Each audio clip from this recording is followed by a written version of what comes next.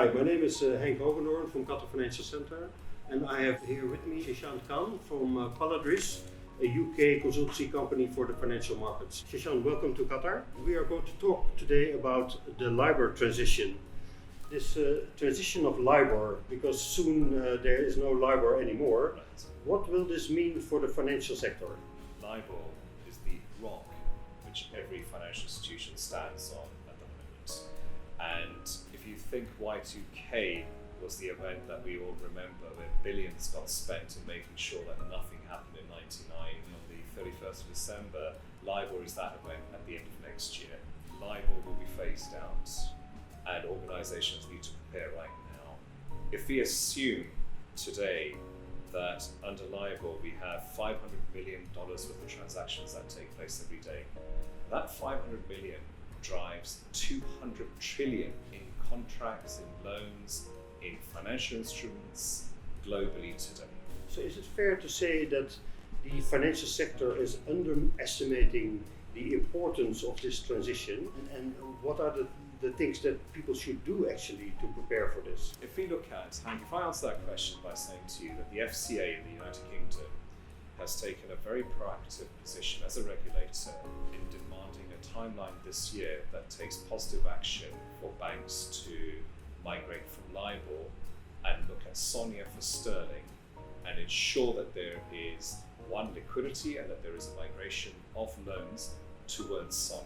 If we look at the US at this moment, the volumes being traded on SOFR, which is the elected replacement for LIBOR for dollar, the volumes have gone up a factor of 11 over the last 2 years, but there is still a lot of work that needs to be done. So can I just wind back, because you just mentioned two very important words. One is SONIA, which is apparently a new benchmark, and SONIA stands for Sterling Overnight Index. Good. Right. And the other one was? So SOFR and SONIA, if we just take a step back from here, now what are these rates? When we look at LIBOR, it's called a term rate.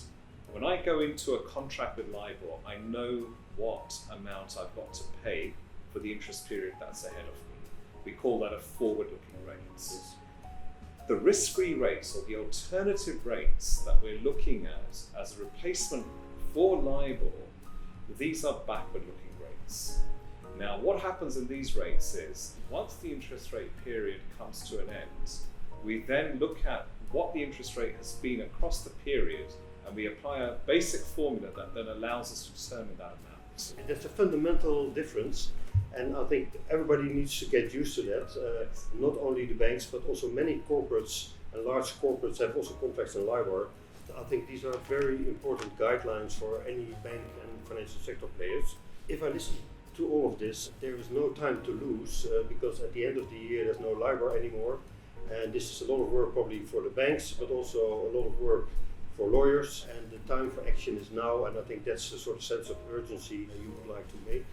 So I would like to thank you very much, and I hope we can welcome Palladris soon in QFC, because you have also other ideas for this region. So can you tell us a bit about the plans that you have for Qatar? So Hank, we're looking forward to opening Palladris in Qatar. We look forward to servicing financial institutions, corporates locally. We're hoping to open a technology center here and provide interesting local and innovative solutions.